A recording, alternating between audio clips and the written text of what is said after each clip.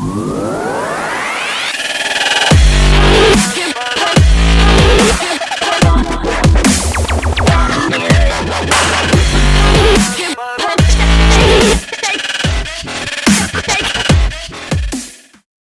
back to It's a Graham Matt podcast. Jeez, you counted that down fast. He did. That was like a classic. That was a classic countdown, like back in the old days. Yeah. Countdown. I was like sitting there looking all grumpy, and I'm like, he's like, the price is right, counting down. I'm like, what the hell? Loki, back in the day when Graham and I would record this show, like for the audio version back in the day, like Graham would like be in the middle of a story and be like, "Okay, 3, 2, 1, welcome to this Graham Matt podcast." That's why I always make noises or stare at things, because I'm like, for the first year we did this, he just screwed me over every time. So that's my goal now. Hey, I'm Graham, since he already said he's Matt. Yeah. And I'm Alan. Yeah, welcome back. Yes. So hopefully y'all liked the live episode we did. We had a lot of fun. You know, we didn't go too deep last week. That was pretty cool. Well, we did go a little deep, but not in anything divisive. You know, the Ask Reddit, we had some good stuff going on with that. I really liked that segment. I hope you guys do, and I hope you guys out there like it, because we did it back in the past and we always had a good time with it. And we're doing it again this week. Absolutely. I got a few of them. Yep. Alan's got surprises for us. I bet you have to do with wieners. I hope so. I think what we learned last week though is like our Ask Reddit section. Like I think we're gonna start doing that at our ending, because I mean, who knows how deep we can get with that? Like we had a whole other part of our episode planned last week, and then honestly, like we got so into the Ask Reddits that we never got to it. But we also did decide that, you know, tonight is a heavy topic, and we wanted to make sure we gave it the amount of time that was needed to make sure that it went effectively. Plus, I know it won't be for you guys when you watch this, but it's your boy's birthday. We're recording on April 19th. I'm 32, going on 50 with the hairline. It's fine. Don't worry about it. Leave me alone. So yeah. Happy birthday, brother. Thanks, man. Happy birthday. You know, honestly, I haven't had a birthday this good in a long time. You know, I got some awesome cards from some family members. Gonna help me contribute to like spending too much money on my computer, which, you know, I'm down with. And then my district manager where I work, she brought us a bunch of groceries and a little bit of extra stuff and bought us lunch. And then my assistant manager, Zane, he came in on his day off to blow a confetti cannon in my face and gave me a card and stuff. And, you know, I never really tell people this, but like Halloween and my birthday are like probably two of my favorite days. Christmas is really cool too, but like especially since being in Alexandria all alone, you know, not having a lot of people around me, like those holidays kind of are depressing because I don't have any friends or family to celebrate them with typically. And I really felt the love this year. So it was a good birthday. So I really liked it. And then this weekend, you know, with the bash at our buddy's house. Oh yeah. You know, we have a lot of April birthdays. So I mean, like we got a few friends that are in this little week and a half here. So we're gonna have a lot of fun. So can't wait. It's gonna be a great time. Oh yeah. So tonight we got some good stuff planned. Tonight we're gonna talk about a lot what's going on in the news right now. You say good stuff and none of it's good. No, it's all bad, honestly. Like, you know, we do our best to keep you guys informed and kind of give you our 2 cents on what's happening. And right now, I mean, there's a lot of shit going on. I mean, the Chauvin Trial, that goes into deliberations tomorrow. We also had that shooting in Brooklyn Center. Brooklyn Center, yeah. And just stuff happening all around the country. I mean, we have more rioting happening. So we kind of want to take some time to talk about police shootings, and then also there's a lot of talk about gun laws being enacted, and some stuff at the Supreme Court. And you know, a lot of people don't necessarily know about all this stuff, or like, you know, haven't really formed an opinion. So I mean, you know, we figured we'd talk about it a little bit tonight. So I guess so. I mean, buckle up, kids. Buckle up, kids. because last week was not a heavy episode. Tonight's the heavy episode for sure. So, man, it would be prudent to say buckle up, Buttercup. Buckle up, Buttercup. Yep. You can't tell people suck it up, Buttercup, but you can tell them buckle up, Buttercup. That's right. No, you're good. I'm just going to hang out here by myself. In free. So Alan and I came prepared for the heavy night. We both got some whiskey. Yep. You know, we're good. So let's start with the Chauvin trial. So I saw an interesting post today. I think I've talked about him on the podcast before, and you know, out of respect, I won't say his name, but he is a lawyer here there in Bemidji. And one thing that's been refreshing about this entire trial is how objectively, hi Graham, objectively you weren't ever frozen. You just been sitting there. Are you kidding me? You guys have been frozen the whole time. Oh shit, yeah, you weren't. But he's been looking at this case pretty objectively and like really analyzing the prosecution and the defense. And he brought up an interesting question today, and I'm really glad he did because there's something I wanted to bring to you guys. And basically, he said from his viewpoint, people's opinions on this trial are stemming a lot from whether they are for Chauvin going to prison forever or whether or not they think that he was justified, and they're not looking at any facts or really taking time to think critically about what happened. And he asked, has it always been like this, or is media, and I don't know if he meant social media or media in general, but I think it's pretty universal right now. He wondered if that had a big effect on it. And I was like, honestly, I think that you nailed it on the head, and it's definitely the media. Like, I think the sad thing is people looking at what you just posted there, they're already going to make up their minds that since you're doubting certain things that you are for, Chauvin getting let off, blah, blah, blah, blah, and they're going to come crucify you. But they're not going to take a look at the question you asked, which was super mature and a very reasonable question to ask. So I kind of wanted to get you guys' viewpoint on that because, like, I mean, to put it quite bluntly, yeah, I mean, I think the dude fucking deserves to rot in prison. I mean, the dude was dead, before he even lifted off his knee, in my opinion, and from what seems to be the opinion of the people in the court. But I mean, what are you guys hearing and seeing around where you are about this trial? Nothing. Really? To be honest, I feel like all my customers are talking about it. Well, no, like nobody. Go ahead, Graham. Okay, nobody that I know is talking about it. Like, it's crazy. Like, the only time I have these conversations is like with you guys or Rob down in the cities or my buddy Jason down in the cities, like people who are down there, or any of my friends of color. Like, but otherwise than that, like in town here, family members, in my workplace, nothing. And I even asked like people that I work with, clients that I work with, like I kind of, yeah, how are you feeling about this? Nobody's talking about anything. It's like it's crazy to talk about it. I think so. Like above St. Cloud, yeah. Like this whole area, which some would say is predominantly racist. Regardless, I would have said predominantly conservative, but I mean, I do think you kind of hit the nail on the head with a lot of communities there. And not overtly racist. They're not like, the expletive should have been murdered. But I mean, I think like there's that passive racism of like, well, he was a criminal. He should have complied. Yeah. Well, and also up here too, like when it comes to cops, like, we know all the cops up here. That's fair. Like everybody, and you have, and so like it's hard to have like. For some people up here, it's hard to have like a bad judgment about law enforcement because we know the majority. Like I know 5 people on the local PD. Yeah, two of them are either ex coworkers or friends. And then in the community that I work in, same thing. Like I know all the cops there, and they work within our school. We actually we had a bad situation where one of our cops is actually potentially going to prison for sexual assault on kids. So it doesn't necessarily matter that you know the person because bullshit is bullshit and it's all around us. But even that situation people aren't talking about.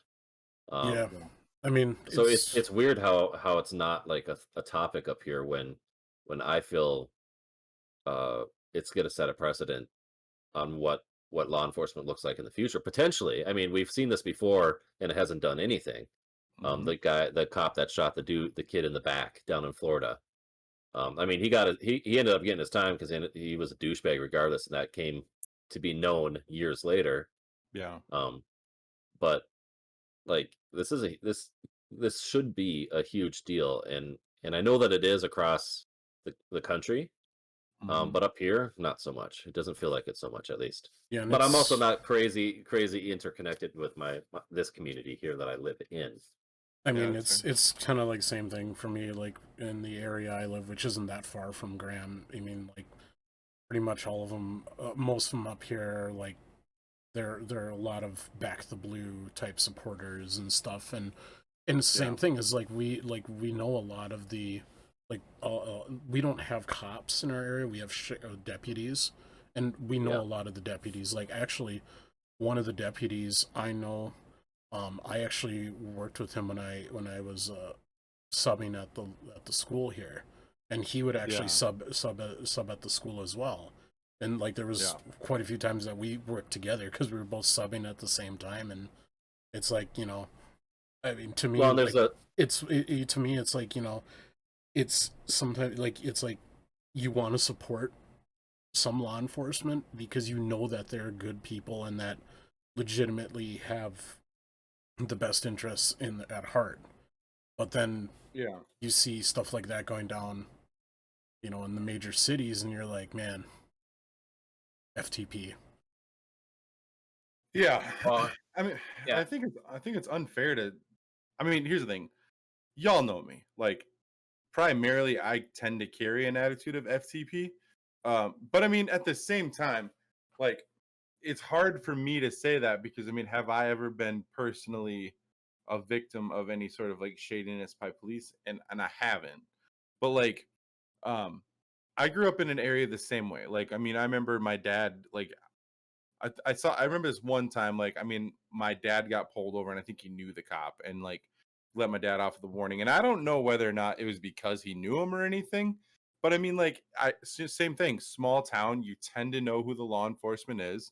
The law enforcement might know you. I mean, shit. I was driving home tonight, and like I think I was speeding a little bit, and a cop passed me, and then another white SUV was behind me. I was like, oh, I wonder if that's him.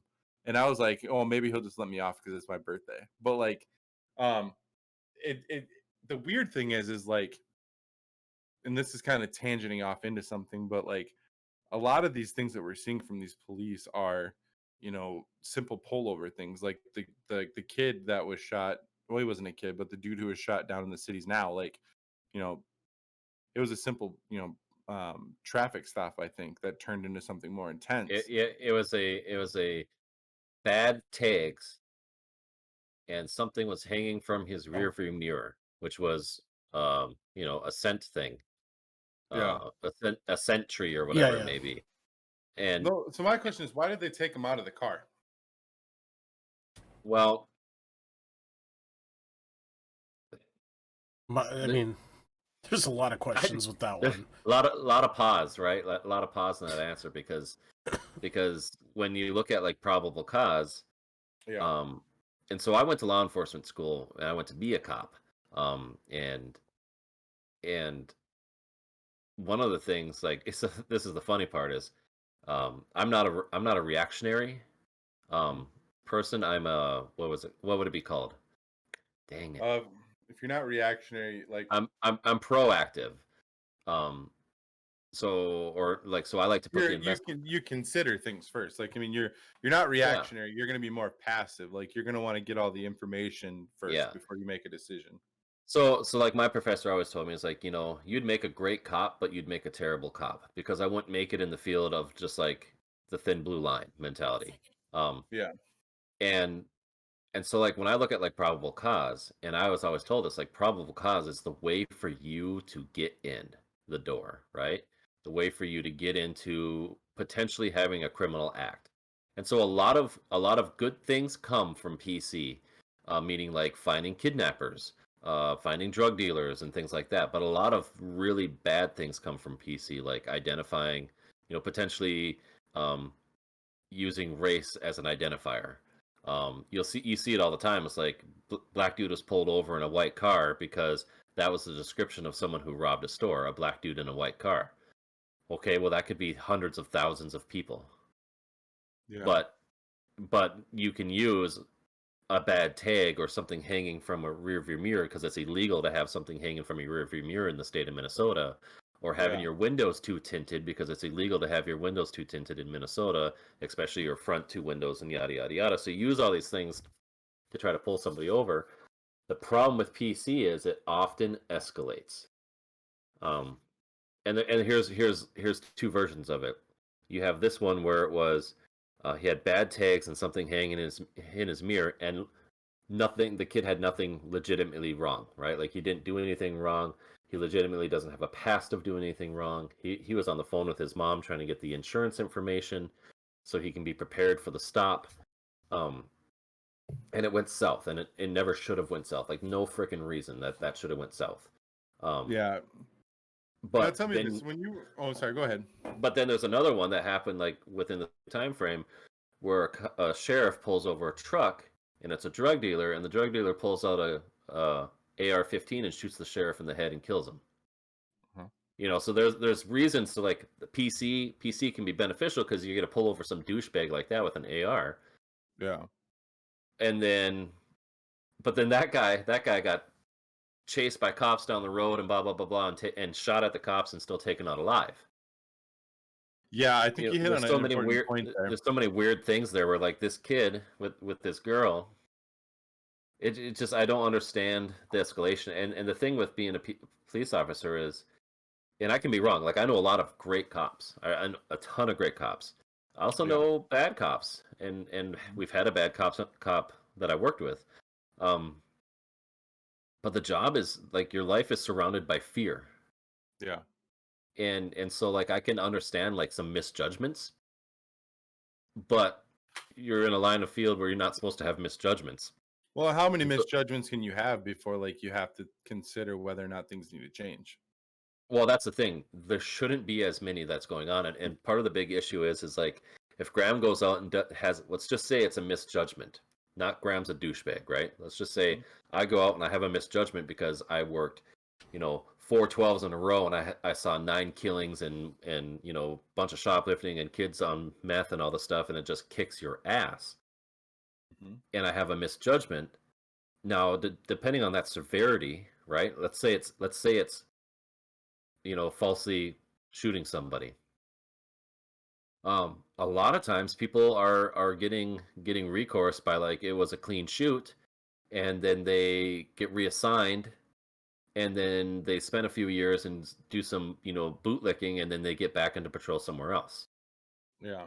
And then that's where you see the cycles, like, well, they've had complaint after complaint, or they've had misjudgment after misjudgment.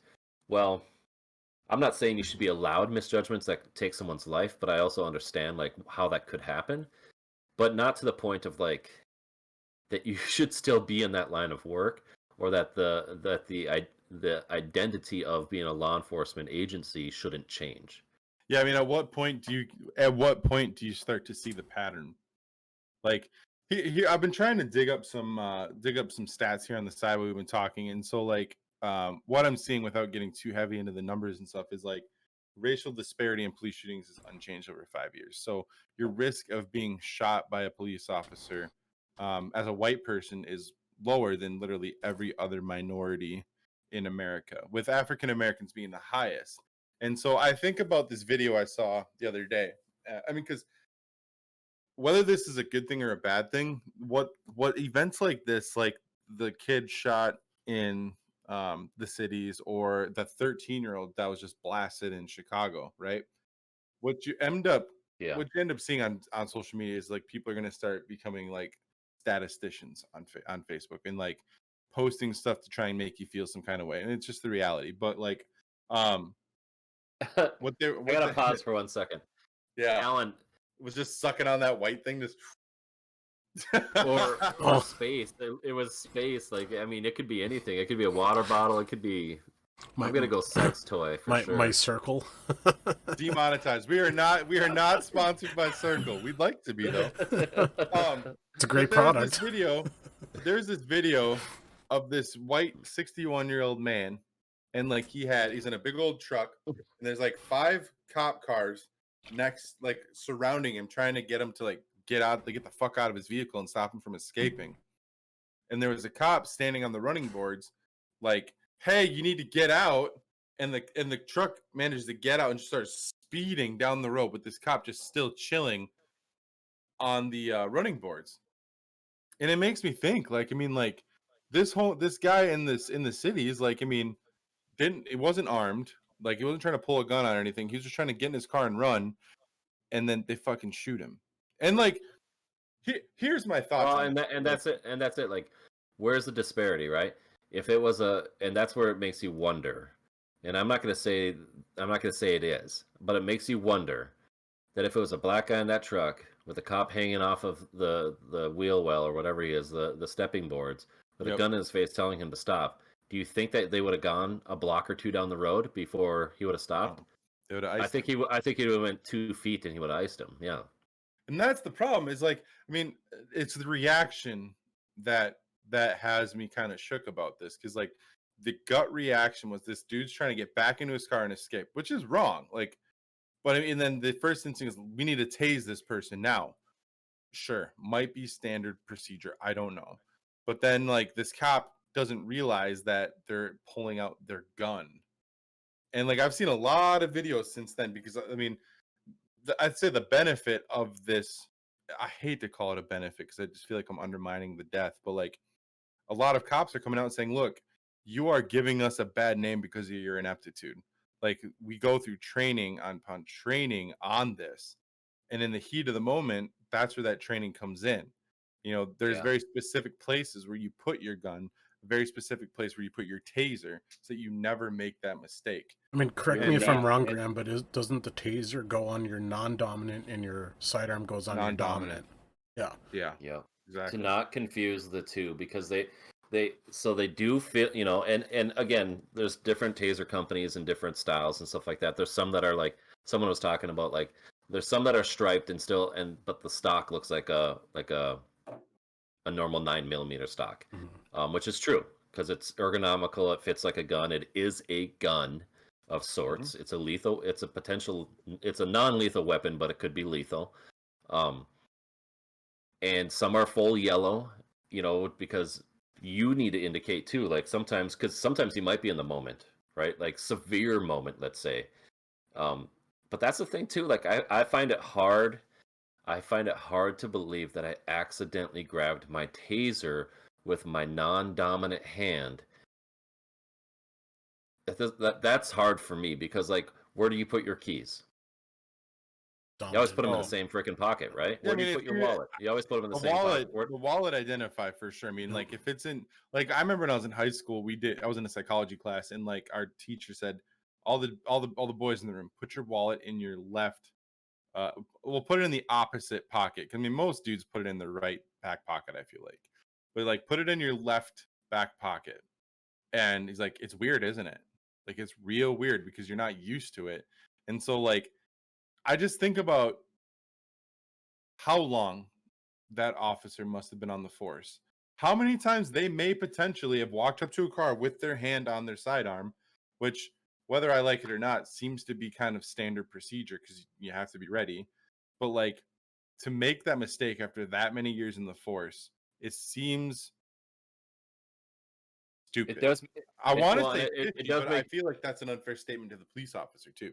It does make you feel like, at least with her, she's like 26 years on the force, and I don't know 100% if she has no negative background, but so far it doesn't sound like she has a negative history. That this could have been an accident. And it sucks to think that way too, because then it's like, oh damn, like this is the worst accident you could ever have, especially given the timing. Yep, and you still need a consequence. For this, because you took a life that was unjustified. Because there is justifiable reason to take a life. Like, it sucks, but as a cop, you have to have justifiable reason to take a life. As a gun owner, a gun carrier, There's a lot. Disagree. Well, we'll get into that. Yeah, we don't have to talk about that right now. Again, when you talk about like, you don't bring a knife to a gun show. Well, you don't bring a gun to a knife show, right?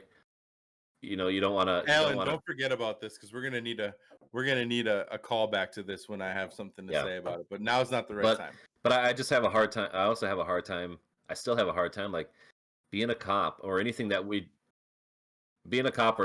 do in life in general, right? Is about proficiency and understanding like where things are. So like when you're working at your job, Matt, you know what things you can do to make a quick sale. Absolutely.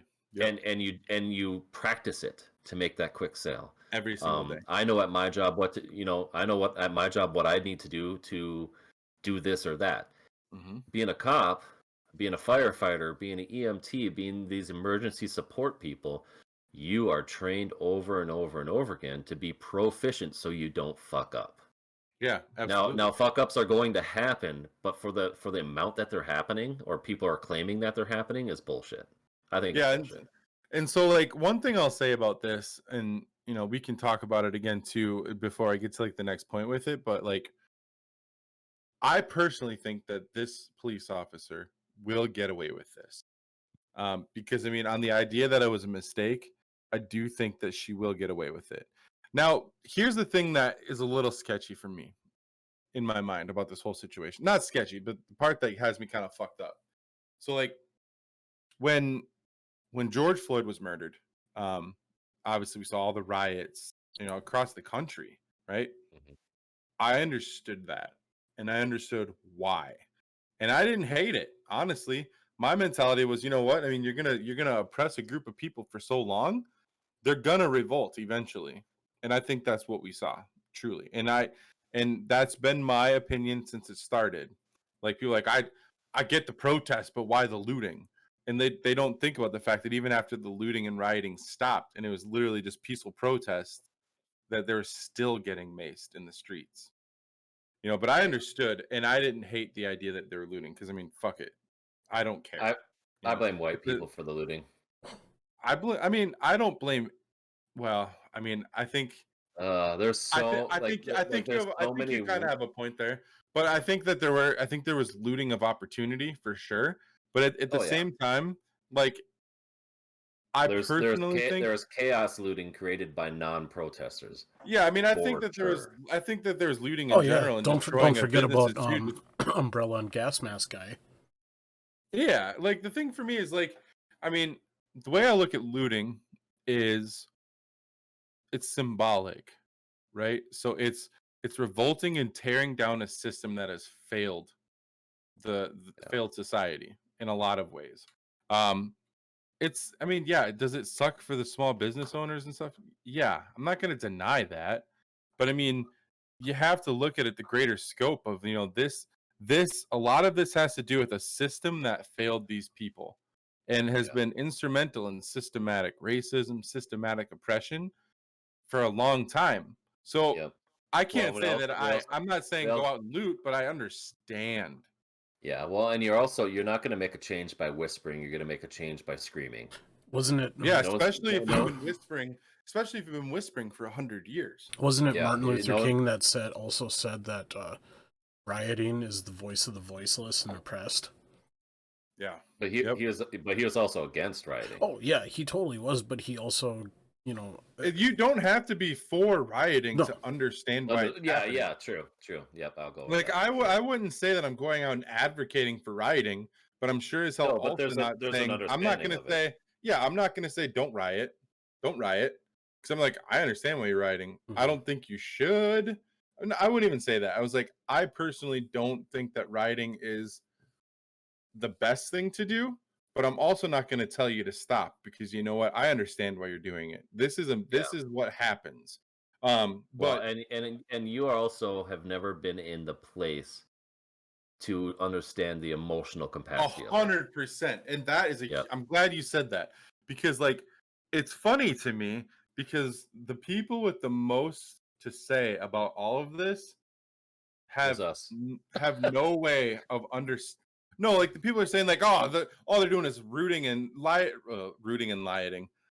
looting and rioting. Right? Right. All they're doing is rioting and looting. They don't even care. They're besmirching the name of George Floyd, and it's like, no. I mean, sure, there might be crimes of opportunity. That's going to happen with anything. But what you don't understand is the plight. You can't have any empathy for what's going on because you will not understand it as a white person. Yeah. And like it sucks. But I mean, that's the reality of it, is we don't know what the fuck they're going through. Oh yeah. So the best thing we can be is an ally and say, look, I understand why you're doing it. I can't fault you for that. I mean, how can I help? I'm not going to loot a store, but what can I do to help? And you gotta love it too, like whenever stuff like that happens, and then immediately, like the QAnon side, the ones who have been influenced by Q and the extremist, like right wing stuff, are all like, "Well, he was a thug. He was a criminal. He was a felon." Like immediately jump on that. So well, they have to destroy the character, and like that's the issue too. Is like none of that gives a cop the license. No, because the cop doesn't know that. Yeah. The cop doesn't get to go into a situation. A street cop doesn't get to go into a situation saying, "Oh yeah, this guy's got a bad rep, and he's probably going to kill people anyway with his fentanyl and all." That's not anything that they have. They're in for the situation. They're in there for that immediate support to something, and they have to.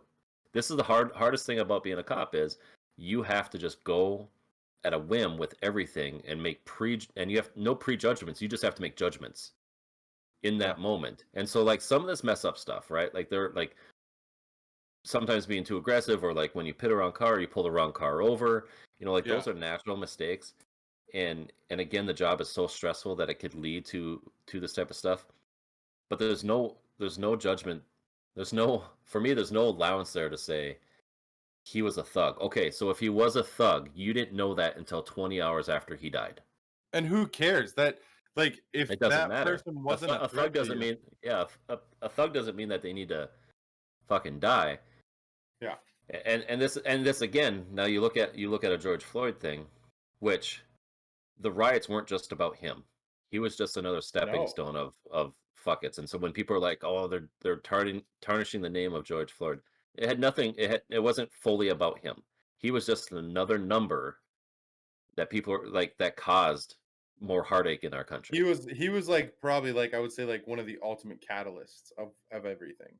Like I mean, but realistically, point, you could say he was the straw that broke the camel's back. Well, especially in Minnesota, where there's been a history of that, especially in the Twin Cities, where there was a history of racism and targeted police. Minnesota in general has got a massive history of that kind of shit across all sorts of races. Duluth actually, for the longest time, like had some sort of tourism thing where they had a picture of like the last lynching or whatever, or there was like some lynching that happened in Duluth, and it was like I guess really famous. I can't recall exactly, but like it wasn't until like the 70s or 80s, I think, that they really like started really trying to like just bury that and like, oh no, talk about that anymore.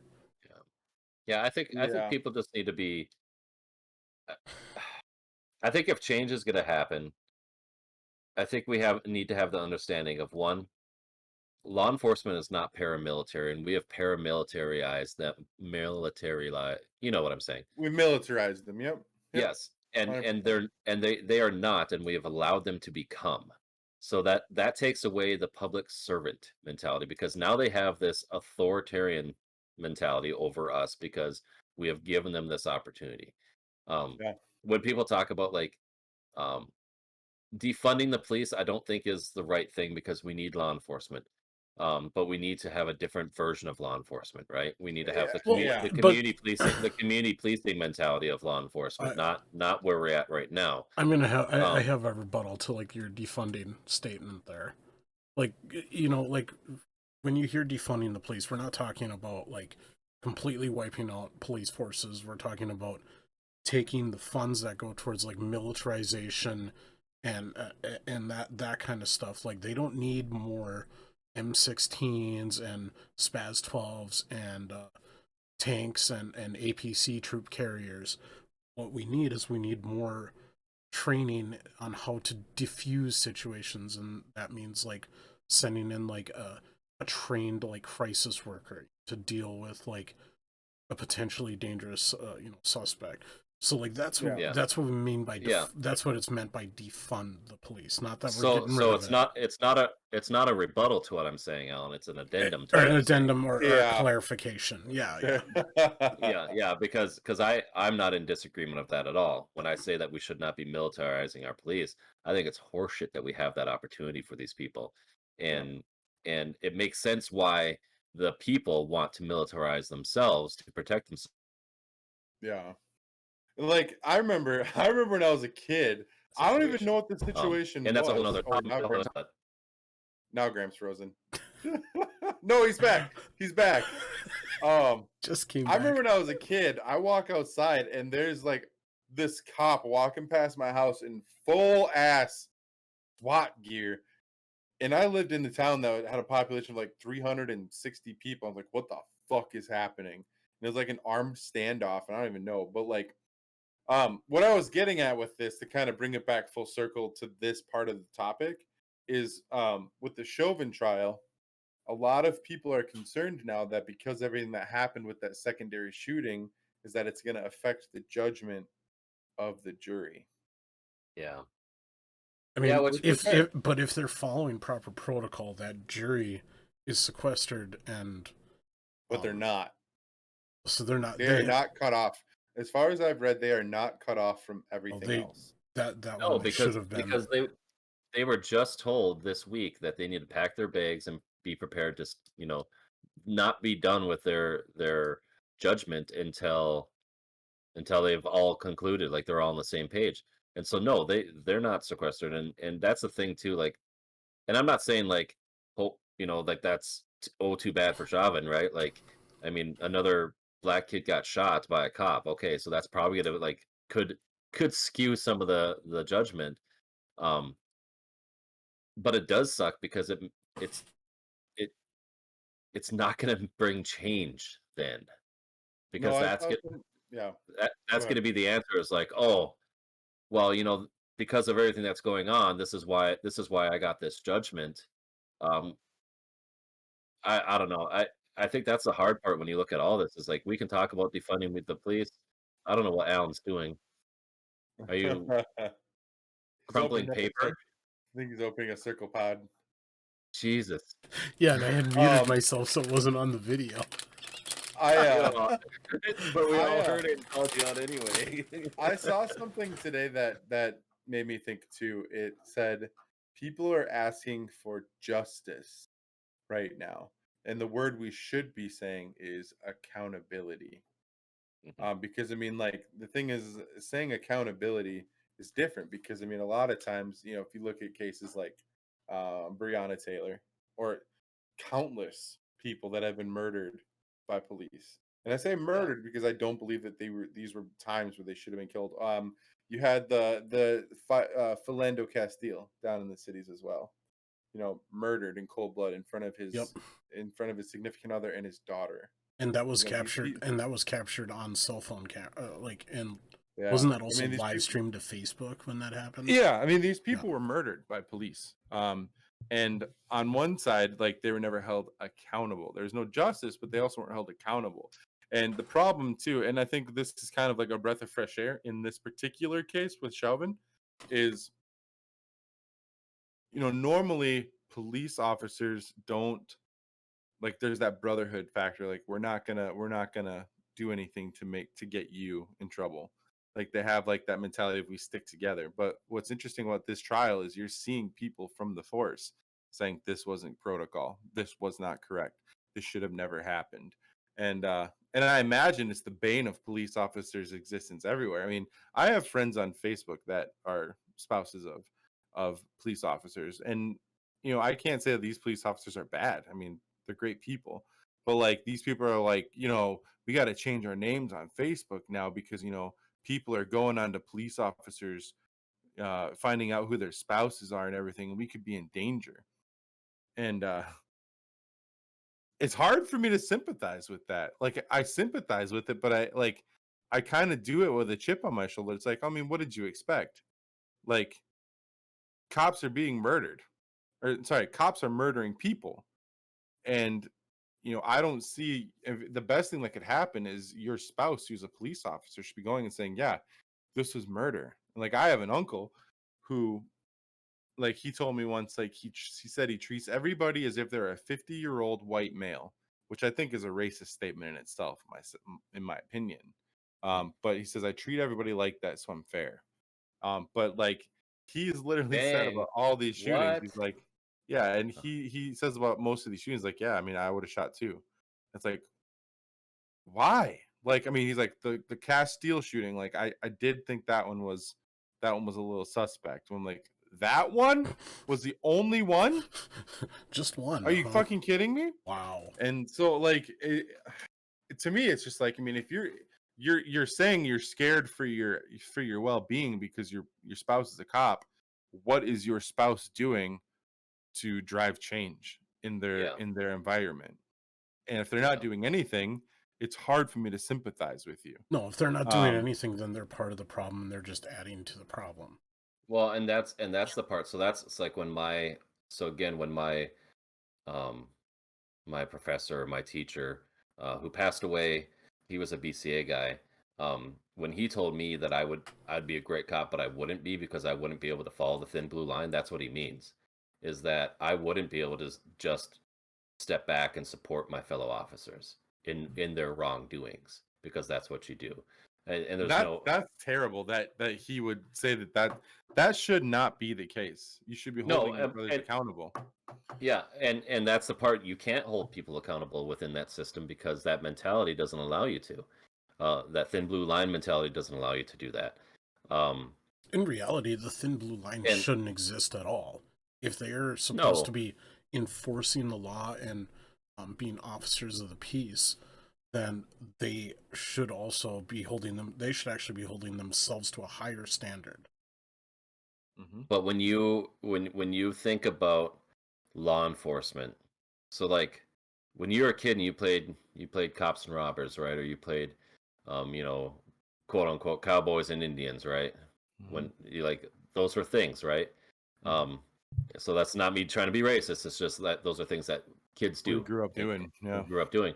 When you think about like being a sheriff or a U.S. Marshal in the Wild West, what does that mean to you? See, that's kind of the difference, though, between shooting all the Indians. Well, between a police between a police officer and a sheriff or a marshal. No. I'm not trying to. Oh, you're not trying to equate those two.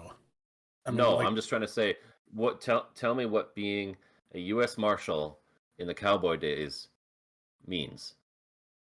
What does it mean to you? It means what? Freedom to do whatever you want, make your own laws and decisions, right? Mm-hmm. And so, depending on what westerns you grew up watching. Okay, but essentially, what it means is that everybody who wanted to be a cop, what does that mean? It means like, oh man, like who are your role models? Like the Old West, who are your role models? Like you have this power of authority, right? Like there are a lot of people that go and want to be cops because they want to be good people, right? They want to be community people and they want to help support. And there's a lot of people that go and say, I want to be a badass. I'm going to work out. I'm going to be the biggest guy on the block. I'm going to wear the tightest uniform. I'm going to have the most weapons and the most tattoos and always wear my shades and look like a fucking bro. And a lot of those are like ex-jocks, athletes. Well, I think it also has to do with how film and TV, like, they glorify that life too. Though. Yeah, I mean, and that's the thing. Like, TV are all badasses. Look at the 80s. Like every cop in the 80s was every Schwarzenegger movie and Sylvester Stallone movies, when they were cops, they were like complete badasses, and it was cool to be a cop. Yeah, and somebody robs the bank, you just shoot them, fucking kill them. Yeah. And so like it's, like I watched Chicago PD, the whole Chicago series, or whatever, and love the series, and they touch on a lot of subjects, but in there they show a lot of subjects of like police brutality and police, like the thin blue line, about just getting away with things, and they glorify it. And they glorify it, but there's also so much truth in it, like the ability. Not really a dramatization at that point, is it? No, and that's the scary part. And so I think when we go back and we talk about like What does defund the police mean? You know, I've said this many times just about like everything within our society right now. Like we're at this point in society where everything needs a shakeup. Our medical situation needs a shakeup. Our education needs a shakeup. Our law enforcement needs a shakeup. Our government needs a shakeup. We shouldn't have 94-year-old senators in government. There's so many different things, but we're so far in the hole that it's hard to start over. And so like when you said responsibility versus like justice, I agree because justice is going to be a $250,000 check to the family from the city, and someone going to someone going 250,000. It was 27 million. Yeah. Well, you know what I mean. It's gonna be Yeah, I got it. bankrolled. It's gonna be bankrolled, and someone's gonna lose their job, and we're gonna forget about Chauvin, and then we're gonna wait for the next one to happen. And that's the easiest way to deal with these things versus actually having accountability and responsibility of change. And so when we talk about defunding the police and doing all those things, I'm in full agreement. Like we need re-education, we need, long-term therapy, all these different things, change of use of force, change in how we create stops. But the reality of it is it really going to happen? No. No, we're going to have justice, but we're not going to have accountability. No. And in reality, justice should be handed out by the courts, by the what branch? Justice should be handed out by the courts. The accountability should be coming from government. Yeah, the cops are not the cops are not there to serve justice. They're not Judge Dredd, No. They're not judge, jury, and executioner. What they are, they're supposed to be the ones keeping the peace and enforcing current laws. Mm-hmm. Unfortunately, that's just not the way it is. But we don't even understand what the peace is anymore, because what is peace when we're pulling people over for bad tabs? Yep.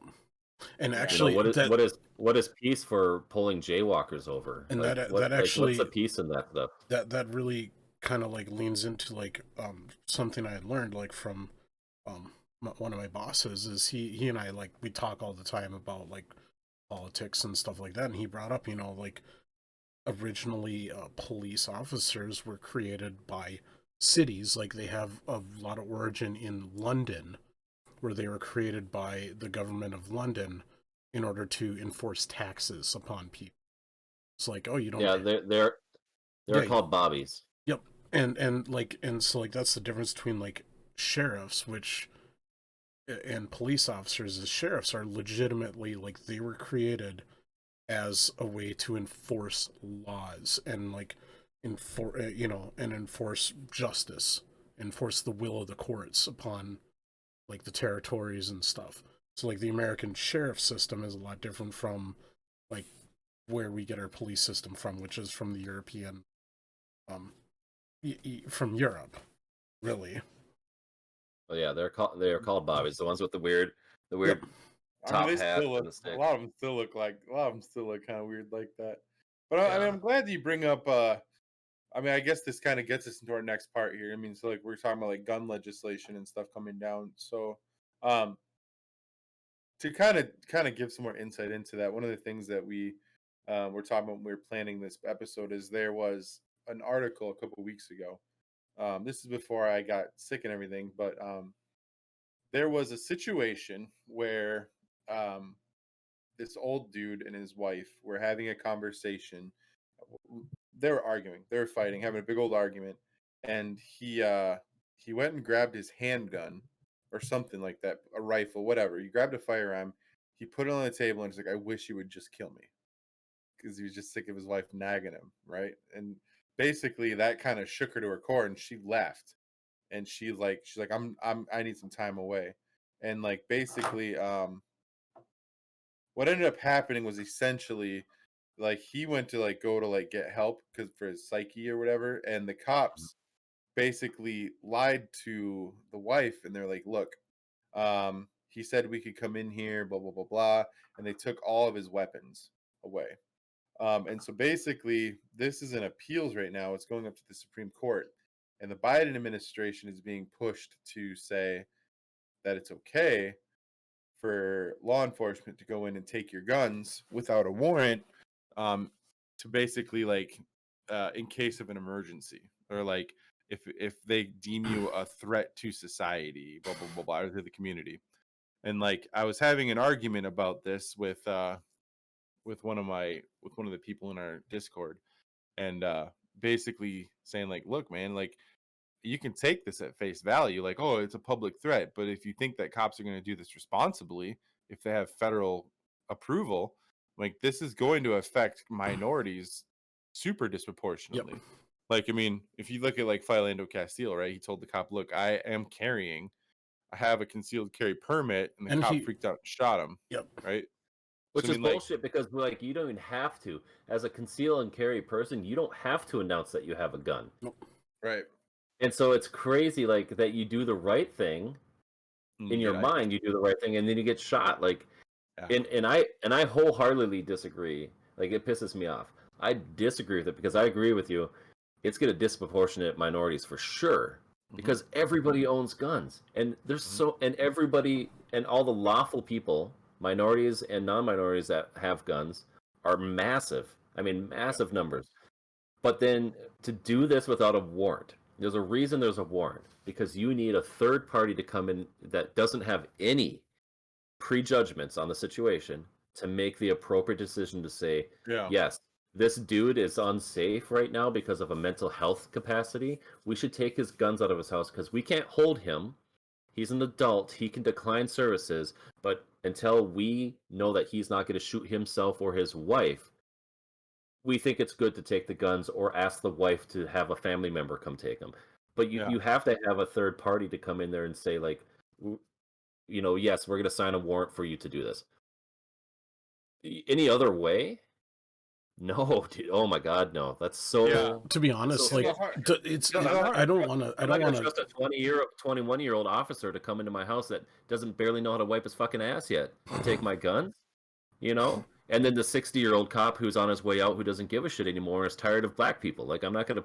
That's not appropriate at all. You have to have somebody else with authority to make those decisions. I don't want to sound like one of the crazy, you know, people, but that sounds so very eerily similar to like what Nazi Germany did, like the SS going in and starting to like take things from people, like take things from the Jews, from anyone who wasn't deemed Aryan or perfect, you know. Yeah, no, I get that. If you take the power away from the powerless, right? Yep. We're powerless.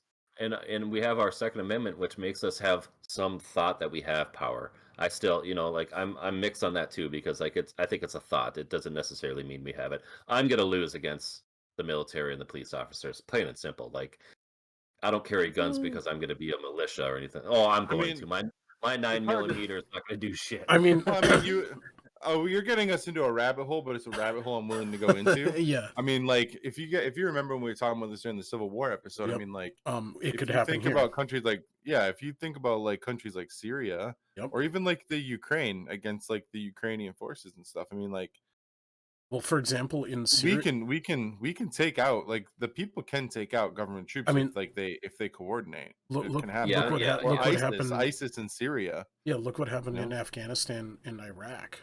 You know, yeah. It was like it's certainly possible. The greatest military in the world has been stuck in the Middle East for like the last 20 years. Yeah, because they can't root out the enemy. 100%. Like, going back to what you're saying though, like because we militarize the enemy. By the way, well, that's fair.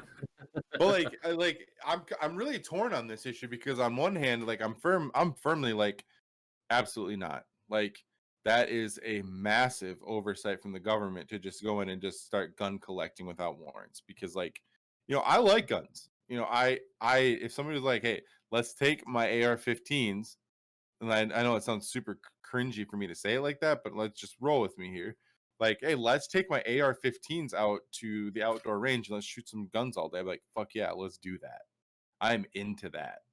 But like, at the same time, like, I don't like that the government could just be like, give it willy-nilly for the police forces to be the jury and say, nope, we don't think you should have this, and just take it.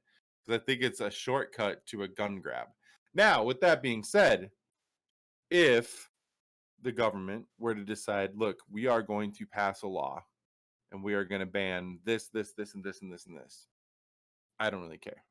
Like, I love guns, but like I also am not so crazy about guns. I'm not a 2A person where I'm like, my freedoms. I don't give a shit about that. Like, I'm just like, whatever. But 6 episodes you talk about walking down the street of Rodeo with a shotgun, and that's your That mentality. that's my mentality. Yeah.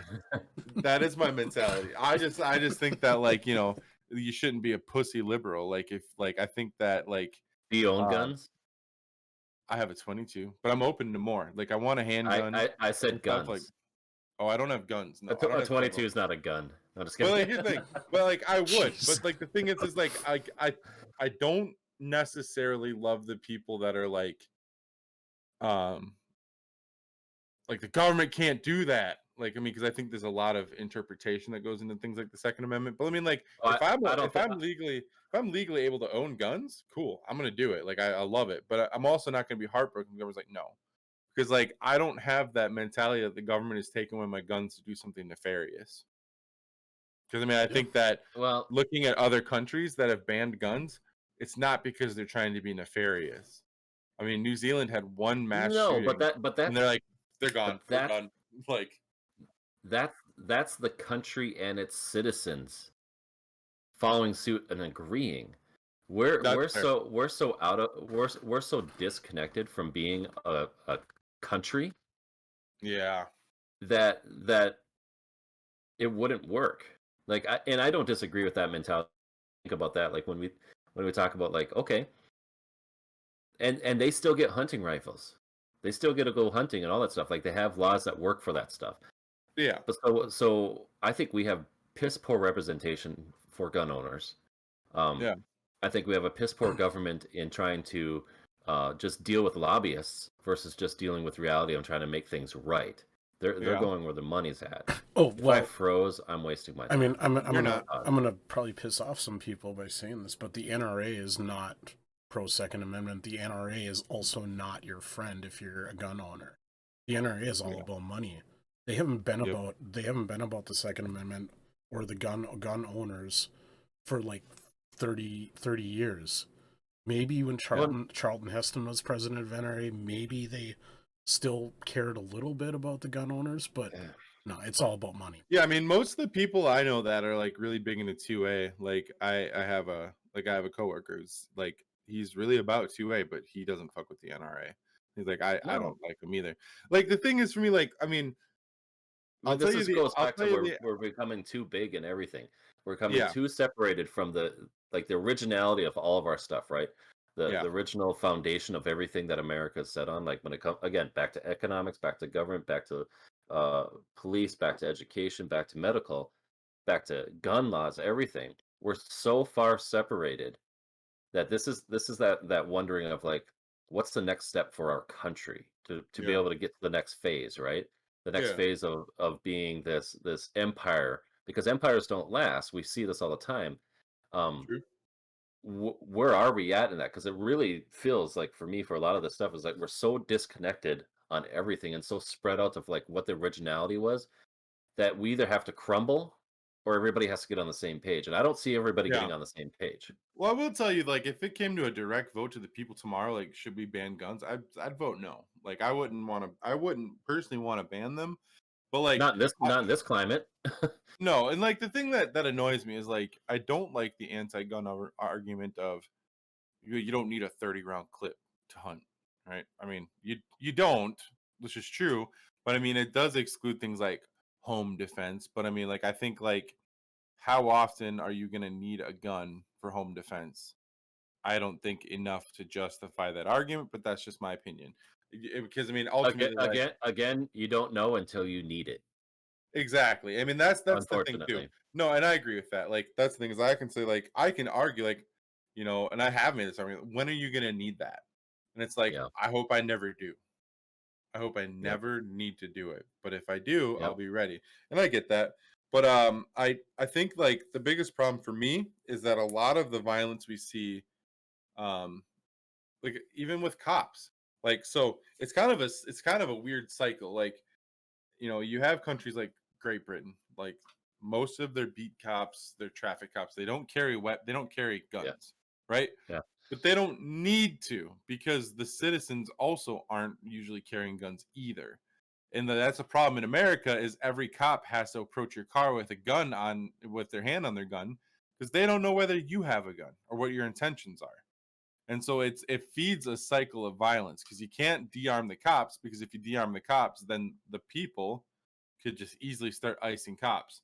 And all it would take is one cop to get iced after it to reverse the whole thing.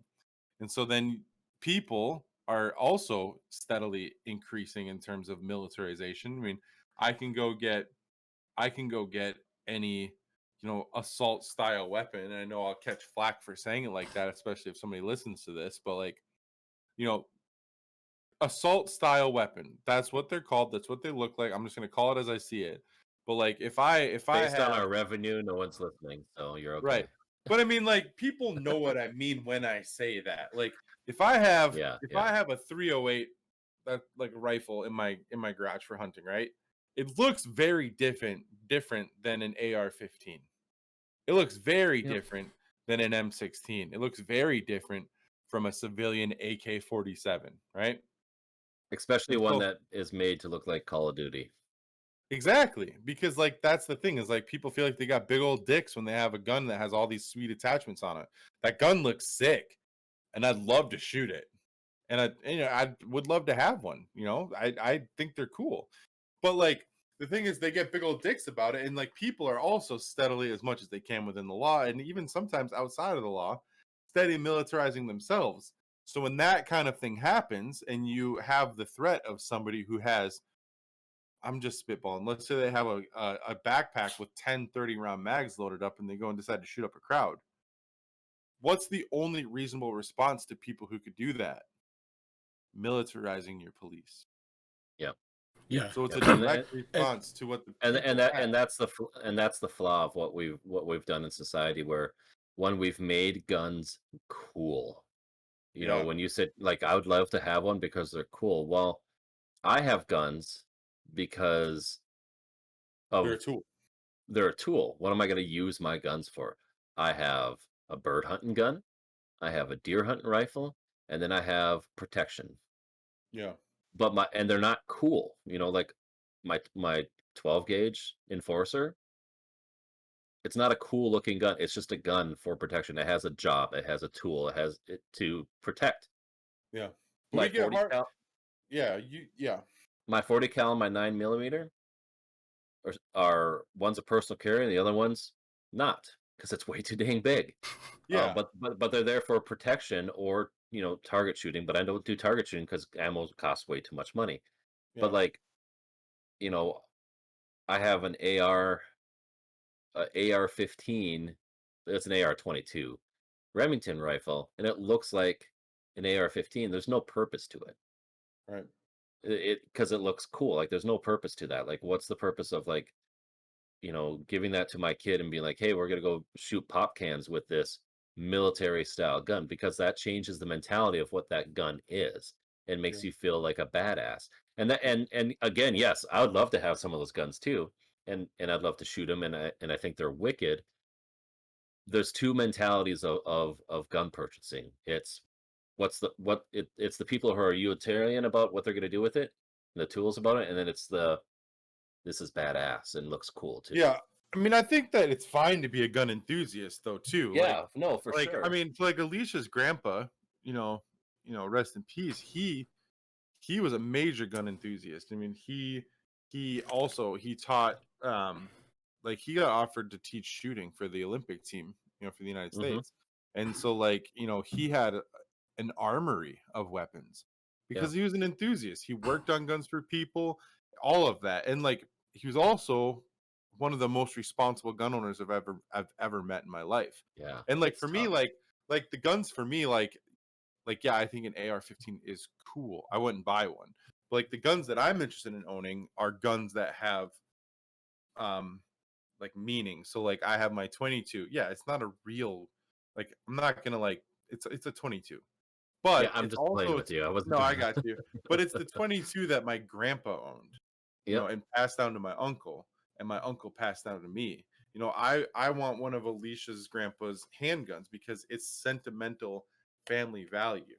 It's not because I want to say, oh yeah, I have a gun. It's like, no, Yeah. this gun means a lot for my family. Yeah. And like And that's why I want it. I would say the majority of gun owners in America are that mentality. The criminal mentality ones are the ones that it's the cool thing, right? Or it's protection because you have no opportunity because your lifestyle puts you in that opportunity to you have to have something. Yeah. I mean, there's so many different reasonings why people own guns that by government standards, it's so hard to pinpoint what laws will work or what laws make sense, right?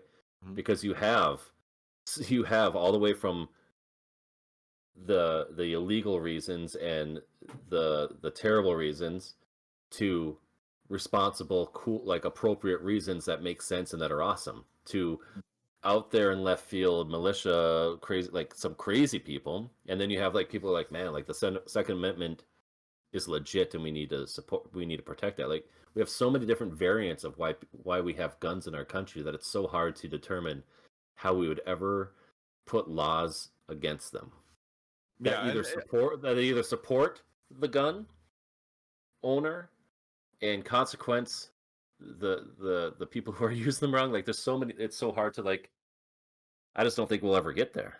yeah, I mean, I don't like laws that end up punishing responsible gun owners. And like I do think that if you misuse a weapon, I think that those penalties should be hella severe. So Like it comes back down to like the laws that might work, right? When people talk about like registering your guns, um, or having a background check, right? Like I'm all for a background check because I know my ass ain't crazy. Yep. And someday when my ass is crazy, I probably shouldn't have guns, right? Yep. Or even like when I was in law enforcement, you have to take an MMPI. It's a psych eval test. Mm-hmm. In all honesty, I don't think there's much wrong with doing something to a standard of that, to just say like, hey, like we just want to make sure you're not batshit crazy, because anyone can have a clean background check. Most of the people that do mass shootings do, Mm-hmm. but they have psychological issues. Yeah. I don't think the psych eval is really a good one, because as we've seen, no, I wouldn't use MMPI. as we've seen, like a lot of people that should not be police officers. But here's the deal. I think the deal, and we might need to fact check this. I only think you have to do the MMPI once. I believe I've also read that. And not 100% sure, but I don't think you have to do it every year. Which I think you should. Oh no, and that's the thing too. Like when I talk about like being pro police too, because I am pro law enforcement. But I'm pro law enforcement with the fact that we have to do change. We have to do constant education. The fact that there's only 3 states in our union that require you to have a 2-year degree, I think it's ludicrous. A lot of people are saying that in Crannon, Wisconsin. This was, I want to say it was either when I was in high school or like, I think it was when I was in high school. But this person who was a rookie cop his girlfriend broke up with him or something. Let me take a look at. I'm gonna look it up really quick because it's pretty impactful and it goes right on with what you're saying. So Crannon police shooting. But so with that, when you're looking that up here, I don't think someone that dropped out of high school and has a GED should have more authority. Like I think we need to educate and have educated police officers. That's the one thing that intrigued me about being in Minnesota, is that you have to have a 2-year degree in law enforcement, and you have to have your skills on top of it, and you have to pass your post test, and that it should maybe even be pushed to a 4-year degree, or continue. But like I don't know. I don't know. I mean, this is a topic we can go on for hours and hours about this. I mean, even so, Graham. I mean, like you said, like it's great that Minnesota requires a 2-year, but as we've seen, again, like you said, like a 4, maybe it needs to be pushed to a 4-year, and maybe we require a 2-year, but we don't. How much mental health support are we requiring? Yeah. I think that's the thing too. Is like, this is the part that goes to bat for law enforcement is you're in the gutters. I work in the gutters. I work in the trenches with people. That's my job, is to work in the trenches and get people out of the trenches. And I'm not law enforcement, so I don't even see a quarter of what they see, an eighth of what they see. And when we're not forcing mental health, and I don't think it's an option. I don't think it should be an option. I think that you want this job, within your job description, you also have to see therapy outside of the law enforcement. Therapy. You have to mandatory therapy, mandatory MMPI, mandatory retraining. Not you do this once community oversight. Yeah, you're not doing this once every 5 years. Yeah, you're doing this every 6 months. Yeah, and when they say, so when we look at defunding, let's defund some of this militarized bullshit. I mean, obviously we're in a time where we've created the point where we have to have that for certain situations.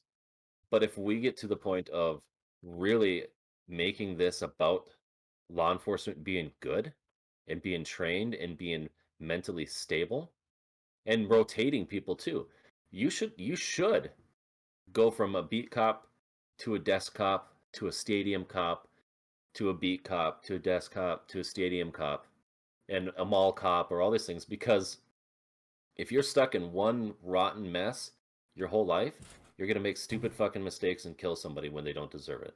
Yeah. So that we're talking about police education and everything, and like having the good training. So Crannon Shooting happened October 7th, 2007. And Crannon's a small town. Like, we're talking, I think, smaller than Bemidji even. Yep. But basically, this 20-year-old cop, he was a full-time deputy in the Forest County Sheriff's Department and part-time officer with the Crannon Police Department. He got into an argument with his girlfriend, who just graduated high school, or was graduating high school. He got into a fight with her, crashed their homecoming party, and shot and killed 6 people and critically injured a 7th before committing suicide. And like, we're talking like the smallest town ever, and this shook that community so much. And like, I remember when this happened, there's a lot of talk around, because this went national. I'm pretty sure that like they were on like Oprah or something. Oh, but no, I remember this for sure. People still talk about it, and like, I played Crannon in high school sports. Like, this is really close to my community, but there's a big thing, like, are we having cops go through enough training? And getting them the discipline where, they get into a fight with the girlfriend, they'll go and fucking kill her and all of her friends. And that's just it too. Like, so cops do go through a ton of training. I don't think there's enough inventory on cops' lives, though.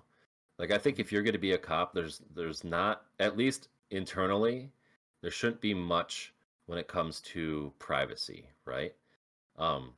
Because your job is to protect and serve. Your job, you legit have 2 seconds to decide if someone's going to live or die. Yeah. And that's good and bad, right? Like, and so, I think continued education, yes, rotating, mental health, an inventory of your life often, has to be a thing. Like, this officer that I work with, or worked with, having sex with kids for years. Massive community member, involved directly in the school, directly at some other places, and has been charged and is being charged and is going to court and going through all this stuff. This person, we were all duped. We all thought this is what a cop should be. And I said it many times. Like, I mean, my heart was broken and still broken. Said it many times. Like this is like a good cop. But then you start realizing, you look back at all these situations, like, oh man, but that's now I question all these situations. But there's nobody pulling an inventory on this person. It was, once you're in, you're kind of in. You kind of do your thing, you move along the pace that you want to, and you get to be, you can create a personification of who you are until you get caught with something. Well, it's like I said earlier, is that they need to be held to a much higher standard, and they need to hold themselves to that. If they're supposed to community oversight too. Yeah, if they're supposed to be like if they're supposed to enforce peace and enforce laws, then they are held to a higher standard than we are. They need to hold themselves that way, and we need to hold them to a higher standard and not just lick their boots and be like, oh, I support the thin blue line. No, we need to support the do line instead of the blue line.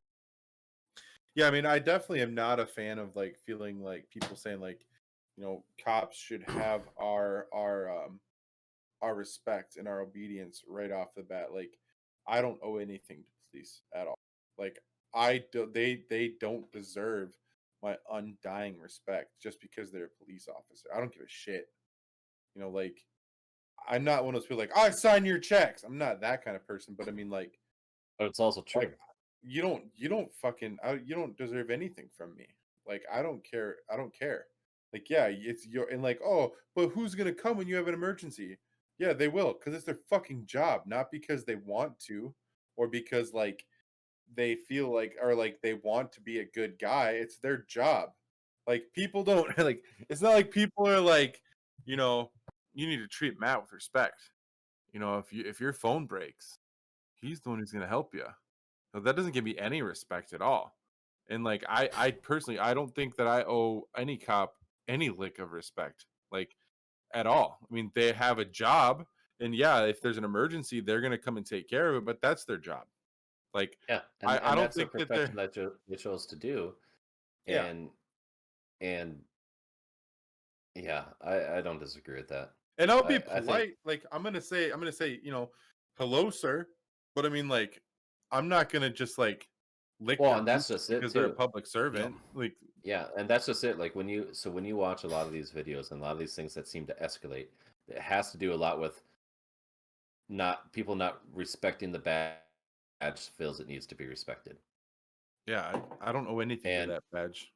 and so like you like even look at this lieutenant who got pulled over. Um he pulled over under lights, so he went like another quarter mile or something like that and pulled on another lights because he didn't feel safe being pulled over by cops in the middle of the dark wherever he was Mhm. at. The comment that gets me the most, like that whole, I don't know if you guys seen that one. Yep. Are you talking about the army The guy? army guy. Yep. Yep. I'm That afraid to whole, step out of my vehicle. You yeah, should that be. you should be like Yeah. that line Hmm. right there says why everything needs to change Yep. because that mentality and bulliness is Hmm. running rampant. And I so all the think good cops out there that are actually good cops, Yep. they're right. They're not wrong. They're right about like their name and their badge is being tainted because there's more douchebags out there than Yeah. there are I good mean cops right now. I mean everyone's heard the phrase, a few bad apples ruin the whole batch. I mean, and legitimately it does, because if you have a Yeah. few bad apples in like a barrel, How can you trust anybody? yeah. The problem is the batch has been reduced and it's mostly bad apples. Yep. Yeah. I mean, And I'll respect a cop who like has earned that respect. But I mean, I don't owe anything to just because they have a badge. Like, they haven't no, earned any respect with me. Yeah. no, it's And not I my know job. they're not there for my best interest. Like, Yeah. Well, it's like when I show up for crisis stuff, by no means am I expecting someone to give me the utmost respect. Like I'm here to do a job and you're probably not going to like me during this process. right. So I can't be here to sit here and hope that you judge me accordingly and that you treat me the way I feel I need to be treated because I've been doing this service for 20 years. No, I'm here to do something and that's that. Yeah. And it's hard for people to distinguish that. And again, by no means is that job easy. It's the worst job in the world, plain and I simple. believe it.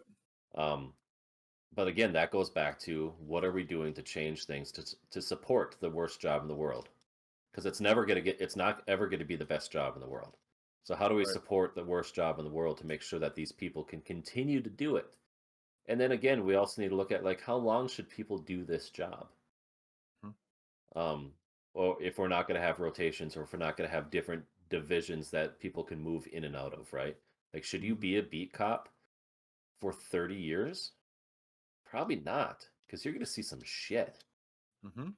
Um, It's like you said, it's like, why do we have public servants, congressmen and senators, representatives who are like 100 years old and still in office, and they're sitting there and they can't string like three sentences together without sounding like they're drunk. You talking about our president?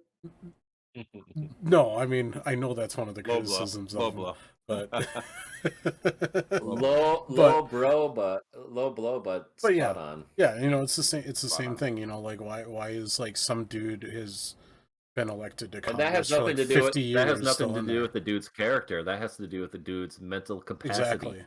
Exactly. Like you could be the best person in the world, but if you don't have the mental capacity, you shouldn't be doing it. Also, how removed are you from society when you were born when the fucking Titanic sank?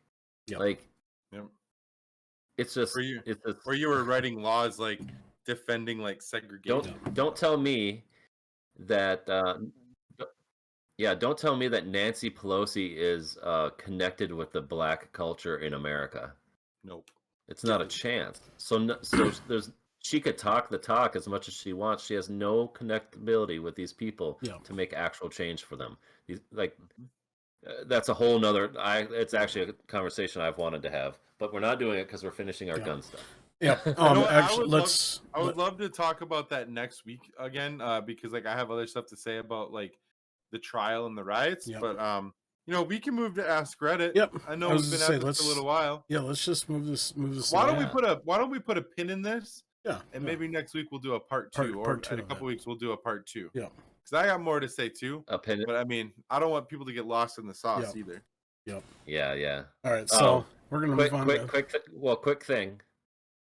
Do you just want, with no need to give a description, what your yes or no is about? He's frozen. He froze again. No, he's back. Maybe.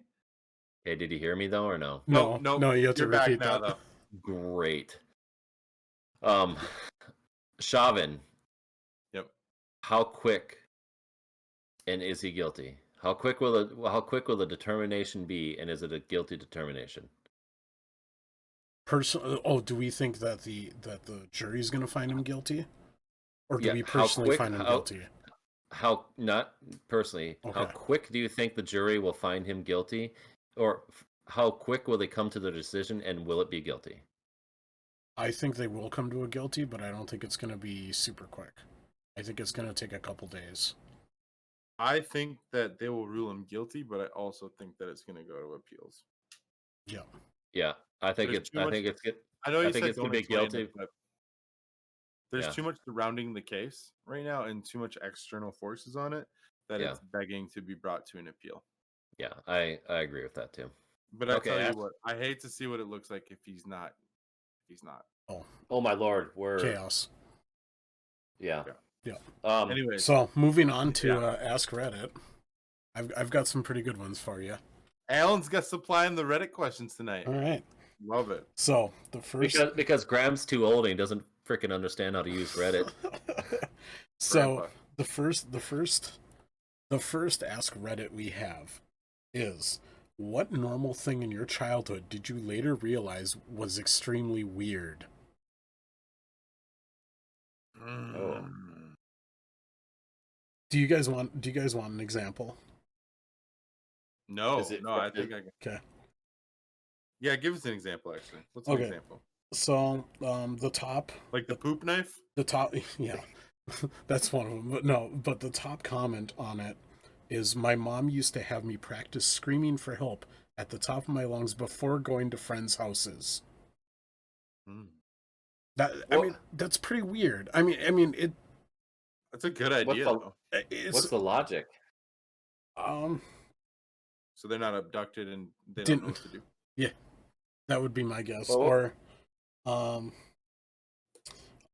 this one. Mine is dialing 9 before doing long distance. It's not a thing anymore, so it seems weird. I kind of vaguely remember something like that. I just had to dial the area code. Yeah, you'd always have to dial 1. That's what it was.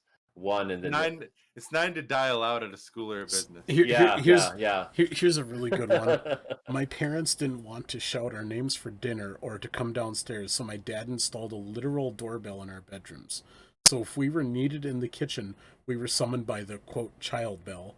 We lived in a 2-bed semi. Okay. So, I mean, that's pretty weird. Yeah, I didn't have like mine would just be like with things that have changed that are no longer there that you don't have to do anymore. But like I never had any of those weird. There's always like the dumb phrases that they say, like if you stick your finger too far up your nose, you're gonna touch your brain, or like those dumb things. But I never had anything. Man, so for me, I think the weirdest things were is I assumed that everybody's parents smoked. I thought it was very weird growing up that people like my friends didn't go to church, and I just thought it was normal. But for like really weird things, um, I would say this: the fact that my parents smoked inside, and like Especially in today's day and age. and like none of my friends, like I remember going to like my friend Alan's house or something, right? And like parents didn't smoke, they did not go to church, and it was just so weird to me. Or like just other friends within my class, like parents didn't smoke. They may have went to church, but it wasn't my church. Like I went to a fucking weird church growing up, and I thought it was just normal. Like none of my classmates, except for one, went to my church. Most of them went to the Lutheran church or the Catholic church. I went to the fucking weird church. It wasn't the weirdest church, but it was one of the weird churches. And so I never thought anything of it until I got older and realized, oh shit, growing up in Assemblies of God church is fucking weird. Yeah. Yeah, I guess things that made me until I experienced it, I didn't know. So like outside of Bemidji, like what distance actually meant. Until I didn't really understand what that meant until like I flew outside of the state when I was like 15. Mm-hmm. Because you just think this is it, your world is here. It's Yeah. almost it's almost that Matrix feeling, right? Like Mm-hmm. your world is what you see and everything else is fake, that's just a whatever false reality until you go there. And really, like, my eyes weren't open about like the world more until I flew to Colorado and was It's able to funny see you things. say that because like somebody on Facebook today, like there's a girl that I know from high school and she still lives in my hometown. And she's like, I have a feeling I want to move to one of these places. And so he's like, well, I mean, this is nice, but just know if you live here, like 10 miles isn't 10 minutes anymore. Yeah. Like 10 miles is going to take you a half hour, 45 minutes. So Yeah, just that good realization. question, I like that one. Yeah. I guess for me, I don't know. What I guess is, maybe seems a little weird to a lot of people, but not to me, and maybe not you guys. But like for every meal, we always had a glass of milk. Oh yeah, me too. Fucking gross, dude. I mean, so and it wasn't until really when I went off to college that it was like, wait, you guys aren't having milk with your meal? No, we're having like water or pop or My parents and my grandma like still always ask, like, well, I haven't been to my parents' house in forever, and I haven't had a meal with them in a long time. But like my grandma's house, it's always, do you want milk with your dinner? No, gross. Like, I mean, I hate milk. Isn't that weird? Like, well, I think what's weird about like getting older, and even like you got, we're all like within that cusp of like the transition of just the Well, generations, right? some more than others. Yeah.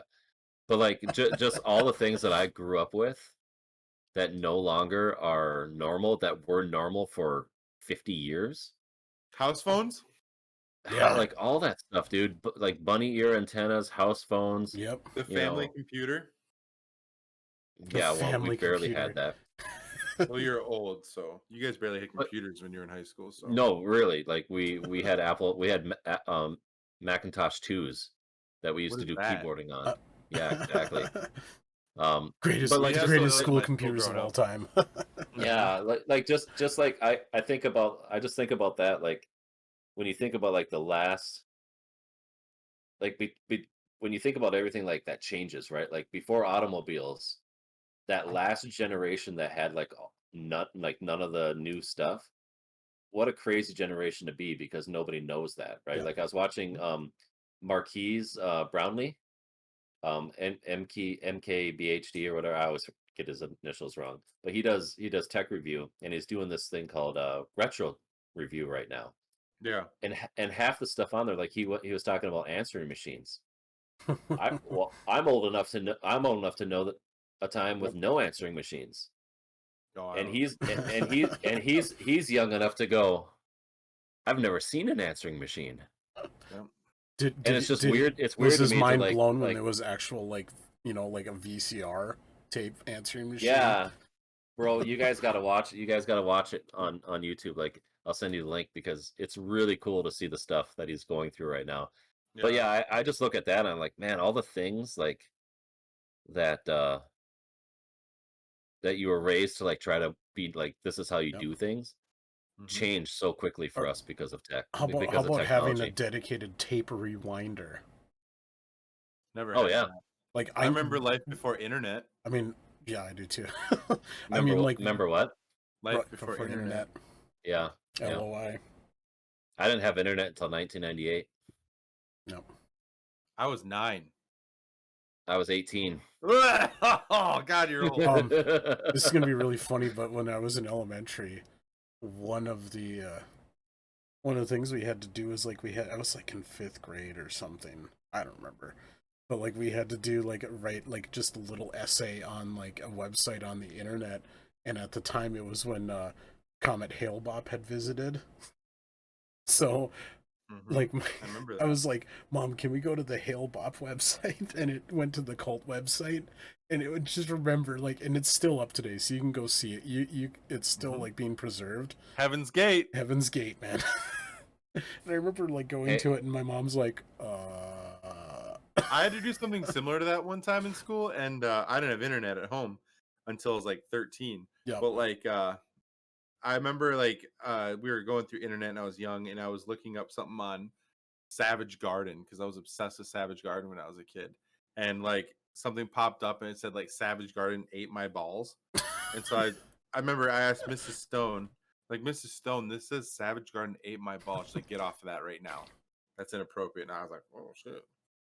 So I remember talking dirty with girls on some drawing site when I was in class. Guarantee it was some pervert old dude trying to mess with me, but it was your creepy art teacher. That oh, Mrs. Jackson was so awesome. It was just early internet.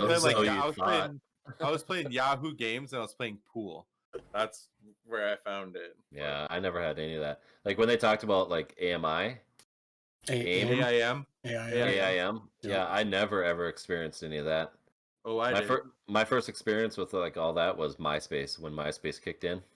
I remember this girl that I met through Yahoo Chat, and she was actually my age for sure, but her name was Jessica Sovey, and she was my girlfriend that lived in New York for a good year. I'd get home and I'd chat with her on MSN Messenger for hours. Wow. And then when I had my own phone, I would call her. And she's my age. I haven't talked to her in 20 years. No, 15 years. So that's probably about 15 when I was talking to her. But it's crazy shit, man. Hope you're doing good out there, Jessica Sovey. I haven't talked to you in ages, but man, you were. I think that's definitely a topic for another episode. Is just our adventures on the early internet. I agree. Do you think she lives in Maine now? I mean, I know. I don't know. I'm trying to Facebook creep. You're the worst. All right, so 20 years later. So moving on to the second question. What is the best theory on UFOs or aliens that you've ever heard? Oh, DMT. DMT? DMT. That DMT is responsible for alien abduction stories. Yeah, DMT and sleep paralysis, because when you're dreaming, your brain is producing DMT. Yep. So I think a lot of people talk about interdimensional beings when they're on DMT. So Alex Jones, even he's on the Joe Rogan podcast, he called them the clockwork elves. But a lot of people who are experienced DMT users call them the clockwork elves, the mechanical elves. It's a real phenomenon that people experience, and a lot of people experience. And So a lot of people think that DMT might actually be a pathway to experiencing another dimension. Whether it's real or not, that's the question. Yeah. Wow. I honestly do not know. I mean, because it might open up an awareness that we're not in touch with. But I do think it has a lot to do with sleep paralysis and your body's production or you willingly taking DMT. Yeah.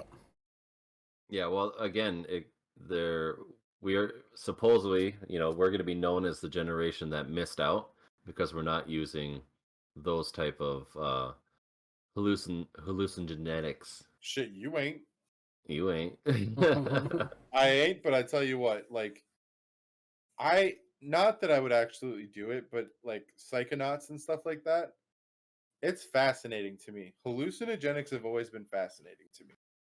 Well, and just because we're not, I mean, here, like, because we're not opening our mind to the capacity that it could be, and so that's probably why we're missing out on like what true spirituality is. I'm fascinated by hallucinogenics and like the effect it can have on your brain and your perception of reality, because like, I mean, there's a lot to say about even things like medicinal uses of things like psilocybin and stuff. Yep. And like I watched, because it's funny you bring this up, Alan, because like I was just reading about DMT the other day, and like there was a dude on Reddit, and it was an Ask Reddit, I think, and he's like, this is my story with DMT. I injected it, put a gun in my mouth, and what felt like a day later was probably like a half hour. I put the gun down, and now like I've turned my life completely around because it made him reevaluate life. Yep. And I think that hallucinogenics are really good for that because they make you consider alternatives that you weren't able to see before.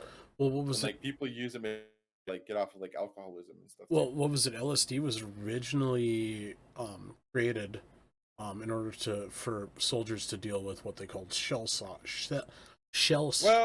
I mean, what we know now is PTSD. Created for that, or at least they thought that it could be used as a treatment for that.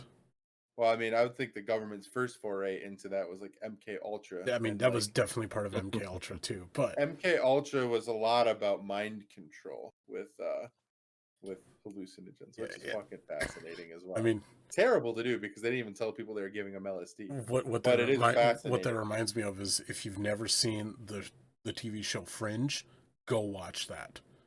I've heard it's good. It's amazing. But what do you think, Graham? I forgot the question. It was, what is the best hold on. What is the best theory on UFOs or aliens that you've ever heard? Flat Earth. They're just on the other side of us. Okay. It's not the best, but it's like the stupidest, most recent one that I've heard. Graham's thinking about the Mole Men. The Mole Men. Those are the Mole Men. Right. Yeah. Are we King Kong versus Godzilla really made me like believe in flat Earth. You mean Hollow Earth? You just gotta Hollow Earth. That's Hollow Earth, not Flat Earth. I mean, like, it's kind of similar to yours, Matt. But like when you talk about interdimensional beings, but that like it's actually also includes like ghosts and spirits and supernatural stuff. Is that when we see those things and see aliens, what it actually is like another plane of existence or another reality, like just overlapping. Yeah, briefly overlapping, and like so they see us and we see them. So to them, we're the that's a fucking mind. To them, to them, we're the ghosts, the spirits, or the aliens. And dude, I'm only drinking water tonight, Alan. This is not. That's the one you want to think about when you've had like a little lobster steak dinner or if you've had and to be honest, that one actually has some scientific backing when we talk about like there are multiple, like we're part of a multiverse, like our universe is just but I was gonna say multiverse too, because yeah, that we're just one of many universes in that's trippy. Yep. That one's tough to wrap my mind around, but like it definitely gets into like quantum mechanics and string theory and M theory, and like that's intense. It's super intense to read about. And actually, like if you ever get a chance, a movie you need to watch is Lunopolis, which they kind of it kind of touches on that without really spoiling anything, but it's like they go more into like time travel and stuff, but overlapping timelines which are analogous to like a different universe or a different reality, like right next to ours. It's a great nuts. So if you want to, that's a good movie. If you want to watch it, I definitely recommend it. I might need to. What we got next? So you got one more. I got one more for you. Okay. Restaurant workers of Reddit, what is the worst thing you have seen done to a customer's order? And I know, Matt, you've worked in a restaurant. I've worked in one. Graham, you have also worked in a restaurant. Like the dirtiest one in Bemidji. I can't say that it was a restaurant, but it was the deli. And I don't necessarily know if this was the wrong thing or the right thing. I don't know. All I know is that I had dropped a rotisserie chicken. It wasn't cooked yet on the floor, and I was throwing it away, and I threw it away in the garbage. And the boss, the manager of the deli at the time, yelled at me and said, "Get it out of the garbage, rinse it off. It's fine." I was like, "It's not. It was on the floor. Like, I don't know what you think this is. It's gonna cook off," he said. I'm like, "No, that's disgusting, and you shouldn't even be a manager of this deli if that's what you think." But I would say apart from that, like every other restaurant I've worked at, fast food and regular, apart from like, like so like when you work at like Burger King, right? Like your burgers, your chickens, all those, like they have a timer that goes off when it's time to cook new food. Yep. And I did experience a few times where they would just hit the button just to reset it and be like, "It's fine." But I don't think that that's that bad because you're not doing anything really gross. I mean, if anything, it's a quality issue. I mean, and have you seen like Burger King and McDonald's burgers at the end of the night? Like they just double wrap them and throw them in the trash for the homeless people to dig out and eat.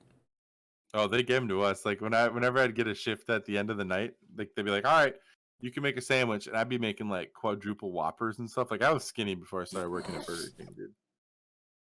Like I would get like a kids meal bag, which is like this, and I'd fill it like this full of chicken fries, and I would just hammer that thing down every night.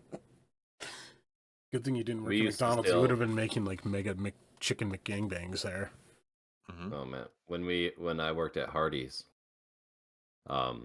we used to count the boxes wrong off the shipping truck, so we could like grab burger patties and buns and then like throw a party and grill all the burgers and shit like that. So what's the grossest thing you've seen? The grossest thing that I've seen. So I worked at this place called the Highway Host, which is now the China Buffet. The Highway Host was like a truck stop, an all-night truck stop, and I don't know, man. Like if you work at like truck stops, you just have like the dirtiest, fattest, grossest, sweatiest chefs ever. And that's all it is. Like so, like the grossest thing that I continually would see is just fat chefs dripping their sweat on steaks, yep, and burgers and everything. But it was not unheard of for you to drop a steak and pick it up and put it back on, or for you to drop a burger, pick it up and put it back on. Like that was just standard. Was the food good though? Oh, damn good, dude, man. Mm-hmm. It was a truck stop, man. You know what they say, you can never trust a skinny chef, but always trust a fat chef. Yeah, but if your burger if you asked for a not juicy burger and it comes out, if everything comes out juicy, you got issues. I mean, that does remind me of something though. Go ahead though, finish. I'll say. Well, I've never seen the ball sack or people pulling pubes out like that. Oh no, never. So I've never seen that crap. But I see it. Most of it's drop stuff or people drunk, like the dishwashers being drunk and like barfing over everything. Like I've seen that a dozen times. I've participated in doing that. My first time having chew, no one told me not to swallow, and I threw up all over the dish area at Highway Host, like everywhere. It's disgusting. So I mean, it seems like it's just like cleanliness standards. So like I can tell you this: when I worked at Taco Bell, it was a Taco Bell and gas station, and like literally we would be like like in the back area where we do like our prep, where we wash our dishes, just smoking cigarettes. And then like when I worked at the cafe when I was younger, so I had my sinks, and then I had the dishwasher, which is like the pull down washer, and then I had like the rack where everything was that came out clean. And then after that part of the counter, there's like this little corner of the room there. So I mean, you're talking corner and the end of my table, like right next to each other. My boss would sit there and lean against the um uh, the water heater and just smoke cigarettes when he wasn't cooking, like right on the clean dishes. And then like he would put his hands in my nasty dishwater, and that was him washing his hands. Oh yeah, yeah. The Dude, best we food used to. I've never had roasted chicken as good as that place Yeah. in my entire Yeah, life. we at the It was the cigarette butts that added to the flavor. at the Highway Host. The Highway Host had this connected restaurant in the back called the Backyard. And the Backyard restaurant was like our upper class. That's where you would go for prom and things like that. And there was this cook there. I want to say Lurch, but I think that was just the guy who used to bike around town. He was creepy. But he's just like this tall, super nice guy, but he had this like really rugged voice and he would always talk like this. I think he was cooking burgers at the corner bar for a while when the burgers were good there still. But he'd always have a cigarette in his mouth while cooking. Ashes going in the fryer, ashes going on the.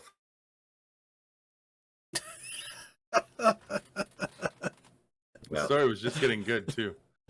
It was ashes going. Yeah. At the very end, yeah. I heard ashes everywhere. There. God damn it! I hate this so bad. Anyway, next week I'm doing this over my phone. Alan, what do you have? I mean, like, okay, so I used to work in a pizzeria, you know, and actually Matt knows, you know, I used to bring home good pizza all the time to eat, but oh yeah, it was delicious. God. I'm sure you guys said things. I haven't heard it for the last 30 seconds. He's talking about the pizzeria. The pizzeria. Anyways, my buddy Jason's pizzeria. Yep. So I'm sure that was the cleanest place ever. So good though. Anyways, so like there were certain customers that we have, like as soon as they call, I knew because I was the cook and the delivery driver, and so like I would make the pizzas, rush out, go deliver them, come back, make more, or grab more. But like you knew who the cheap people were, the cheap bastards that wouldn't tip you, and you're getting paid minimum wage, so you kind of depend on those tips. And so like whenever like an order would come back and you'd see the name and you recognize the name, like if they were the cheap person, I'd be like, yeah, I'm only gonna give them like half the sauce, and I'm only gonna give them like a quarter of the meat, and like just do like just like be real cheap on the ingredients. And then when you had the good you know, the good customers that really like to tip you, I'd always like throw extra on and all that stuff. And then like, I mean, so then like at lunch too, like we had measured out stuff for like, because we used to do like also like subs, you know, because every pizzeria does like subs, and then we had a fryer, so we do fries and like chicken strips and stuff. Well, it was all pre-measured out and like pre-packaged so that you just dump it in the basket for efficiency. And I always like would double up on that when I like would get that, because you only get like one free meal every 8 hours or whatever, something like that. So like I would always double up on what I was getting to eat. Yeah, I gained a lot of weight. Dude, that place slapped though. Oh, so good. Yep, and then purposely would when we did the buffets, I would purposely overmake like some of the pizzas, like make way too many, so that at the end of like when the lunch buffet was over, I'd be able to like take a bunch more home for free. Yeah, Alan's Pizza got me through that summer that we first lived together. It was great. It was awesome. Yeah. All right, boys. Well, I keep freezing. Yeah. You only ever froze that one time. Oh man, you guys are like, I haven't heard anything you said the last 5 minutes. Oh no. Yeah. Well, yeah, I think we had a good discussion. Hopefully you guys enjoyed it. Yep. So next week we probably won't go into part 2 for this right away. We'll probably do something a little later again. Or is next week guest week? No, next week is just recorded week. Yep. That's right. Record week. Yep. But you've been listening to It's a Graham Matt podcast. I'm Matt. That frozen one is. You're not even. He's not even frozen for real. I don't think he is. Oh, that's Graham. That's Graham. Yeah. Just say I'm Graham. Okay, I'm Graham. Great. And I'm Alan. Peace, guys. Peace.